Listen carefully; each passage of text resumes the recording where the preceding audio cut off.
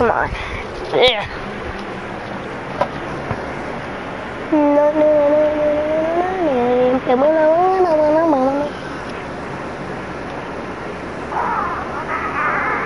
There it goes.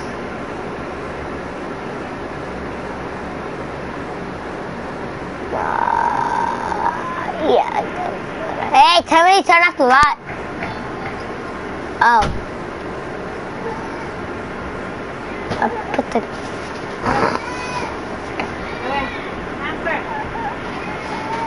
Get the face, come on, get the face, come on, get the face, come on, get over. Let's see if I can watch my broadcast right now.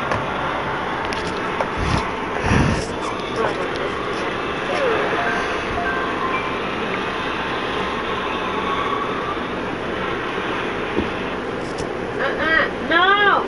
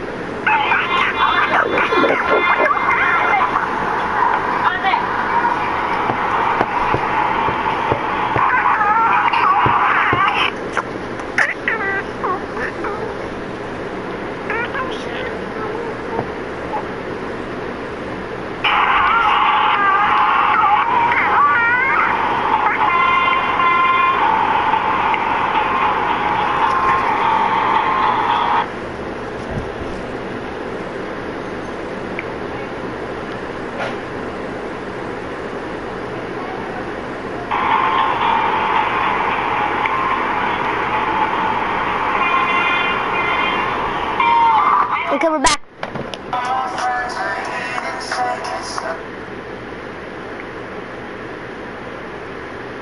I bet you better again.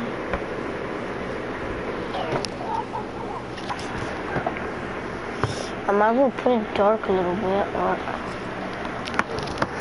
Oh my gosh.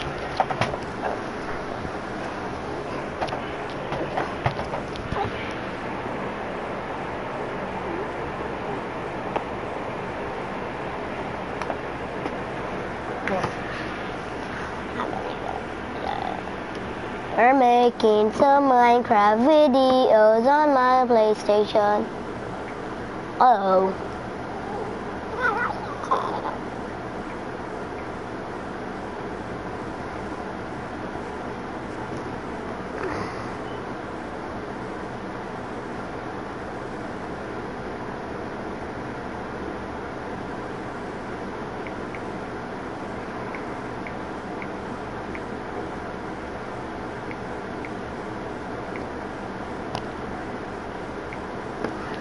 Okay, watching my broadcast right now, see if it's good. I want it to be good.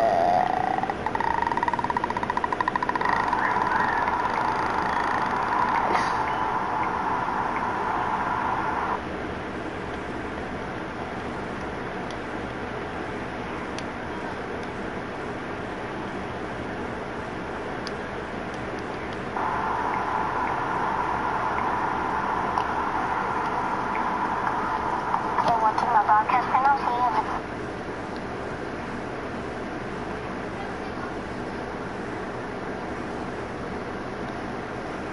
Sit, yeah, sit. Okay, sit, good. Sit.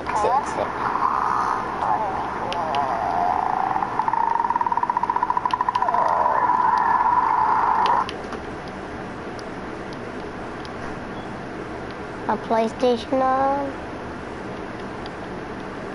Turn it on. Hey, where's the remotes? We need some remotes. We need lots of them. I got lots of cobblestone, luckily.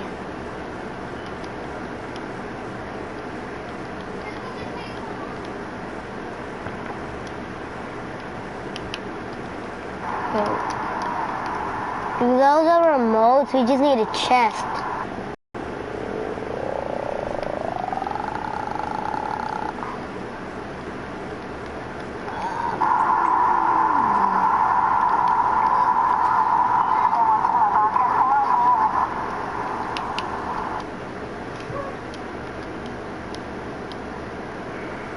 Anthony's house.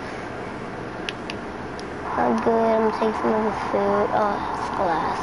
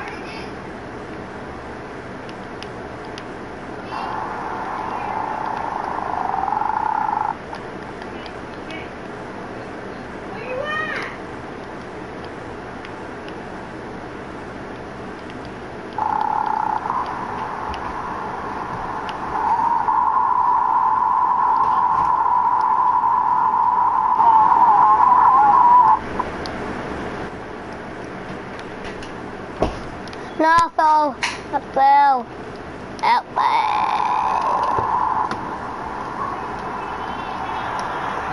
Why is it so blurry? Anthony's house.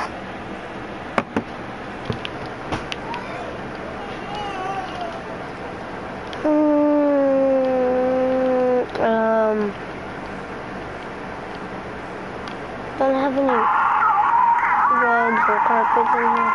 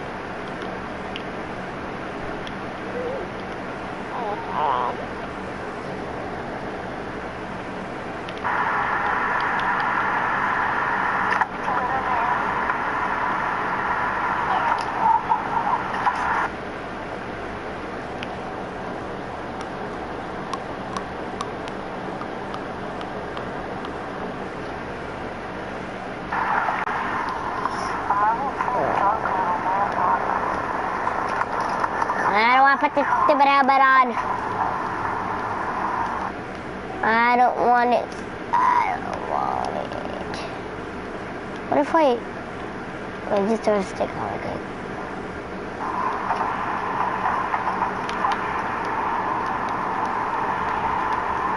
I look better with this one, or I look better with this one.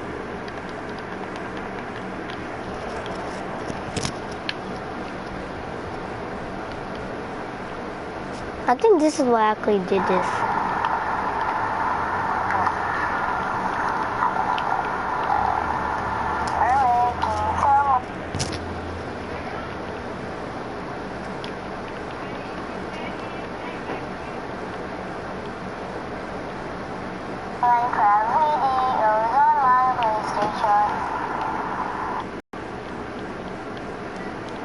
These are other remotes I can have.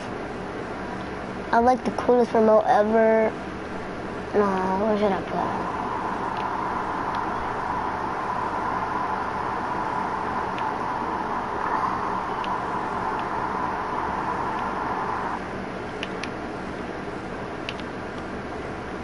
I want to invite one of my friends that's playing Minecraft, honestly.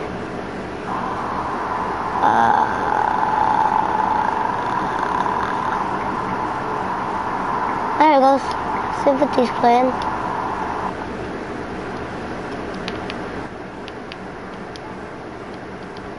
Playing to my... I want to play Call of Duty. Come on. Yeah. Oh my god, you're doing so good. Guys, come on. Come on. Yes! I won! I did my Call of Duty.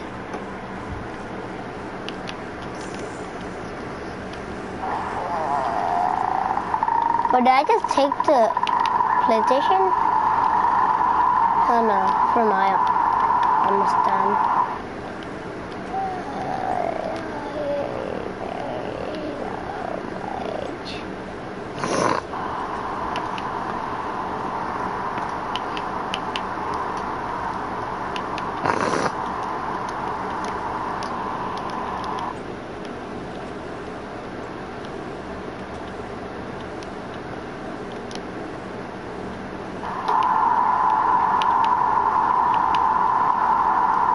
Need to make a guest room somewhere. Come on, guys. Come in.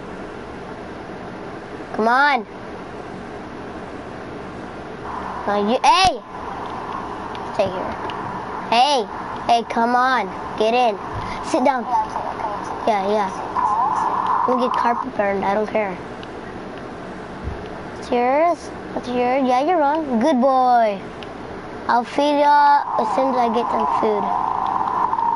Yeah, you're mine. Okay, come on.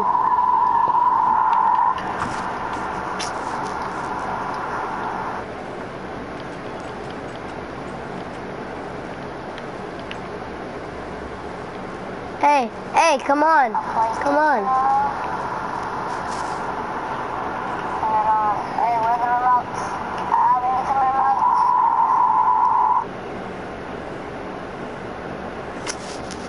This is lame.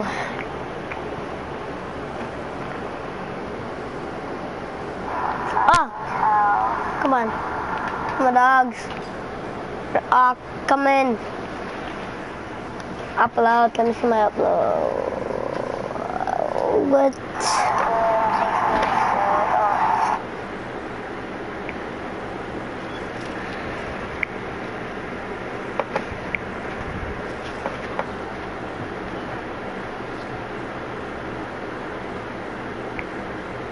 I got 1 subscriber.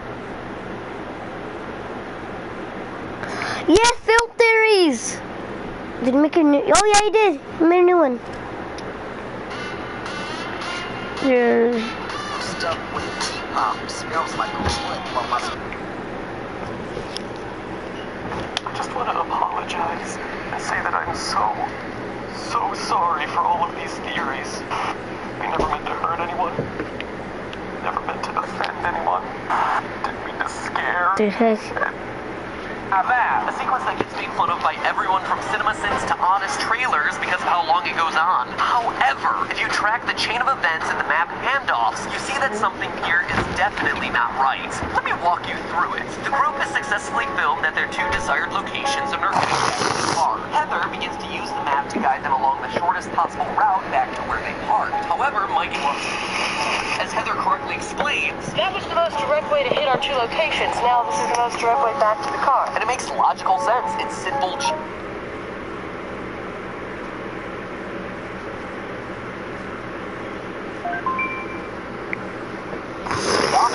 Point 1.2 hypotenuse. According to Heather, they're about 2 hours away from the car, and she remains confident that they can get there. Yet it's the guys who are unsatisfied, outright refusing to walk. Josh then demands to see the map. Yes, now, we don't see the handoff as they cut to them camping for the night, but the next morning, the map has gone missing, with Heather convinced that she gave it to Josh, saying it over and over. Did you take it?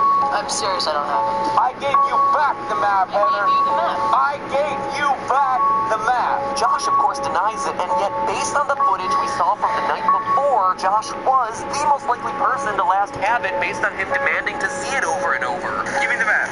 Heather, give me the map. With the map gone, tensions are obviously high, and despite Heather trying to get them to continue moving in the direction they were headed, it's Mike, Mr. It's All Greek to me, who determines which way they'll walk. Going this way, because that's the way we've been going for a day. We're going this way, and that's it. We gotta come across something. A guy who, up to this point, has shown no enthusiasm for guiding the team. It's another odd decision. So now, consider the following. You're lost in the woods for days with strange noises happening at night and no map.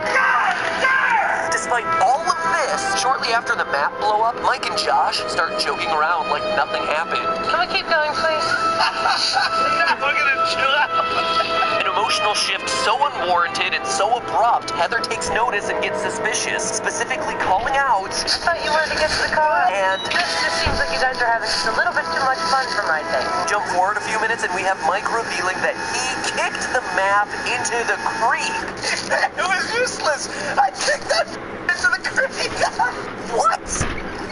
What? But while everyone in the movie and in the audience are thinking what a dumb move that was, it's the logistics of this that are really telling. Mike is not the map guy. As we hear repeatedly through the movie, it's Heather who keeps the map in her back pocket at all times. Map is in my pocket. You're gonna have to wait a second. So there are only two ways he could have gotten the map. One, stolen it from Heather's back pocket in the middle of the night where she keeps it, or two, gotten it from Josh after he knowingly kept it during the last map check. Option one comes with a bunch of implications we'll talk about in a minute, and option two would mean that Heather was right. The map was in Josh's possession, and Josh is just lying to her face about it. It also means that Josh is complicit in losing the map. But there are two last huge details from this section before we move on. As soon as the map goes missing, Heather demands the compass. Give me the compass.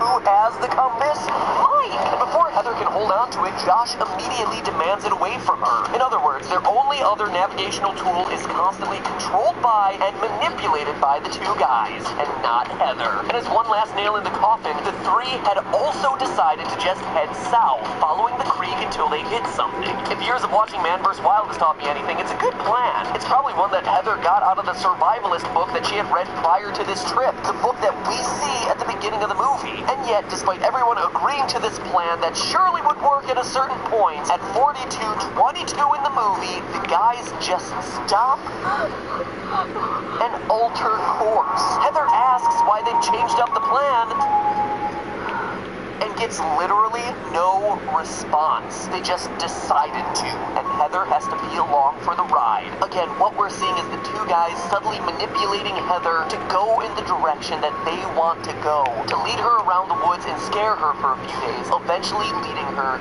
to the murder house. But hold on, you might say. Sure, Josh and Mike might be behaving strangely, but what about all those supernatural things that are happening to them out in the woods? And it's a good question, except for one thing. There aren't any supernatural things that happen out there in the woods. One of the first big ones is the tent being surrounded by piles of stones when the group wakes up and breaks camp. Ooh, spooky rock piles. But Heather herself admits after the first night that she sleeps. I sleep like a frog. So what's to prevent one of the guys from building a couple of stone piles in the night? I mean, later in the movie, Josh disappears without anyone in the tent noticing, proving that someone can come and go at will in the middle of the night without much trouble. Speaking of leaving the tent in the middle of the night, when else would Mike have gotten the opportunity to take the map and kick it into the creek? The period between us knowing the map exists and the map going missing is a short window that takes place overnight. What about that bundle of sticks that shows up later? Well, it's just a bunch of sticks that you can build at home. And sure, it contains some hair, clothes, and teeth that are implied to be Josh's, but it's not like they're doing DNA testing out there in the forests of Maryland. If this was indeed a premeditated murder, one of the guys could easily have brought those things along. Fun fact, even for the movie itself, all the production team did was ask for a few spare pulled teeth from a dentist. It's just not that hard to get your hands on human teeth, is what I'm saying. Heck, I got a collection in my own house. For reasons. And how about those sounds at night? Hello? Well, it's worth mentioning that Josh is the first to hear noises during night one. One of them could have possibly been an owl, but the other one was like a cackling. Yet does nothing to document them, and no one else hears them. It's also worth noting that at no point in the movie did the sounds remotely sound like a cackle. And seriously, if he had legitimately heard a cackle just outside of the tent in a haunted forest, you think he'd be that chill? No. Heck, I would have in my pants. Here. There's no way. He's planting Well, the idea of it's my scary PS4. sounds into Heather's head. For the sounds in the forest later in the film, remember that Mike is the sound engineer, so he'd definitely have the skills necessary to rig up a couple audio devices outside the tent. Even the compass could be tampered with if they had a few neodymium magnets. And go figure what's commonly found in audio equipment like speakers and headphones. Neodymium magnets. And who's the sound guy again? Oh yeah, Mike, the guy holding the compass. And I'm not the only one who thinks something weird is going on here. Again, Heather is suspicious of their behavior. Flames are licking you like the devil there, Josh. In her diary on pages 18, 21, and 23, 3 times, she specifically calls out either how she doesn't believe that they're sleeping through the night, or how surprised she is that they're able to sleep in the middle of all this scary, life-threatening ghost stuff. And she's 100% right. It would be weird for anyone to sleep like that when their lives are on the line. But they know it's not their lives on the line, it's hers. So unless they have to react to some spooky stuff to keep the illusion alive, they're getting their Z's on. She even gets so close to the truth, making the important observation in her diary that the strange things only start to happen when she falls asleep. What a coincidence that is. Still, there are probably some skeptics out there who don't believe that Josh and Mike killed Heather. And for you, I turn to the most damning evidence of all, the ending. It's pretty ambiguous, so let's piece it together beat by beat. Josh goes missing, and a few nights later, Heather and Mike hear Josh's screams deep into the woods. Josh? Mike, who earlier has shown himself to avoid chasing after noises in the dark and has the strongest self-preservation instinct, Michael, are you saying you're not coming down? I ain't going down there. leads the charge out of the tent, pushing Heather to hurry up and follow him. Look, we should go! In the pitch black of the woods again.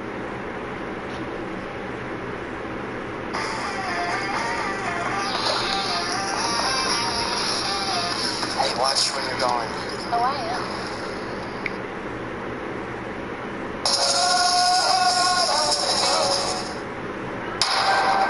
Oh my God. Look at this. I have a very serious problem.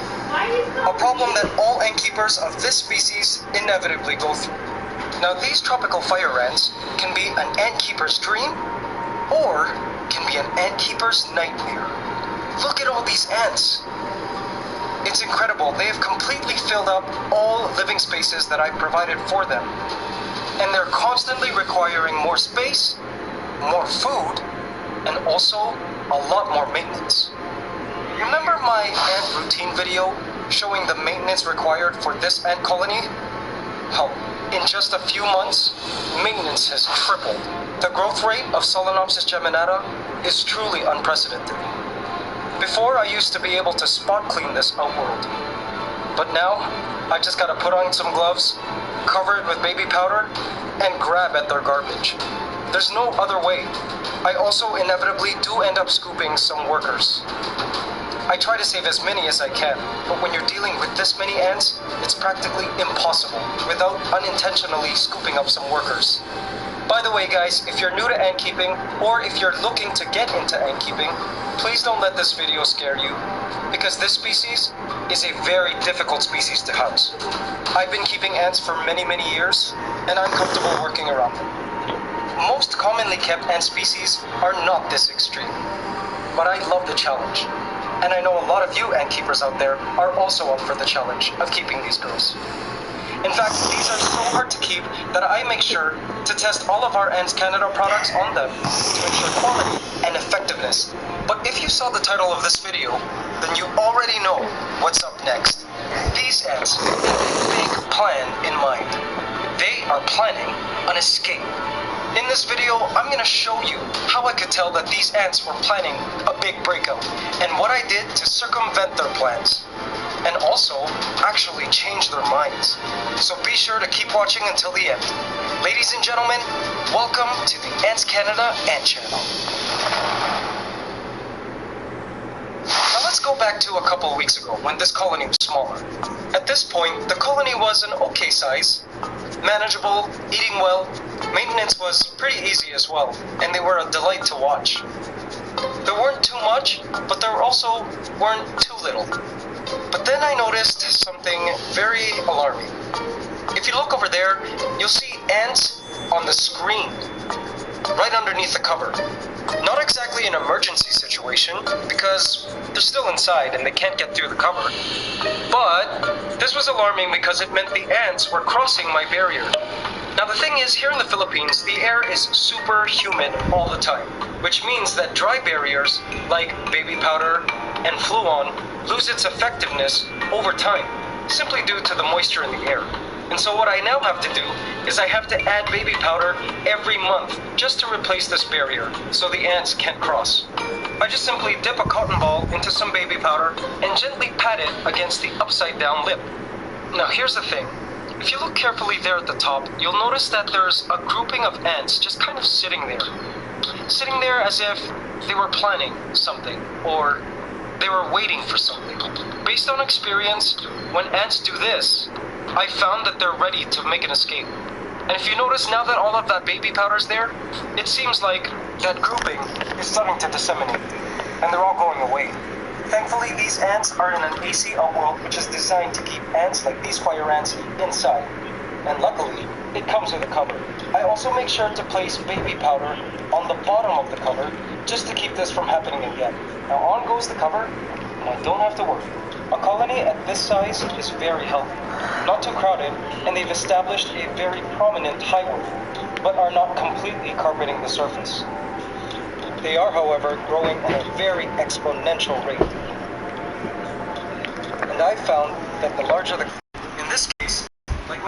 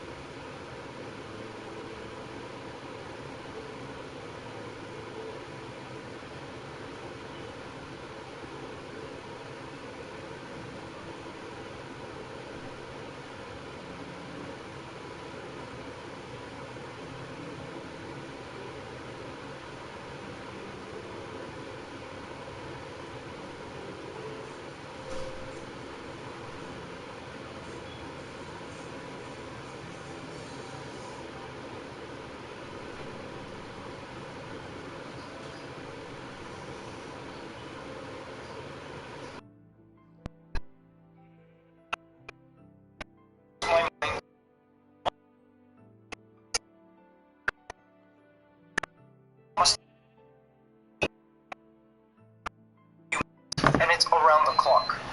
Again, for those of you who are into ant keeping or want to get into ant keeping, don't let this alarm you because most species like Camponotus, Formica, and other species, particularly from the temperate regions, fast. And for all you guys out there who want very large and impressive colonies, I hope you're watching this video and paying attention. This is what you can expect. If you're from the temperate region and you're keeping temperate region ants, trust me, it's a good thing that it takes years for ant colonies to get this large. Also, you gotta the temperature a little bit, and that will slow down the egg laying rate of the queen. You can also limit food, but doing this will lead to mass deaths. When my ants are showing signs of wanting to escape,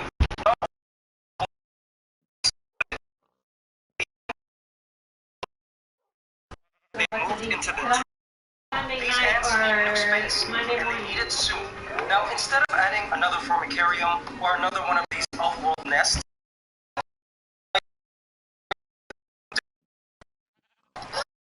Dad, Alexa, turn on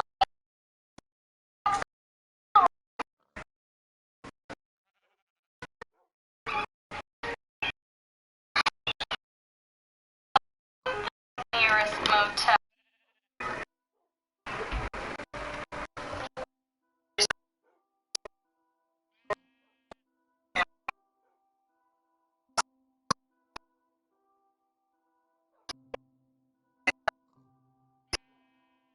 cool and to show you guys what you can do, especially if your colony is really large. I definitely Guys, watch my next broadcast. I'm making a GTA one. And it's Mike who sees the house.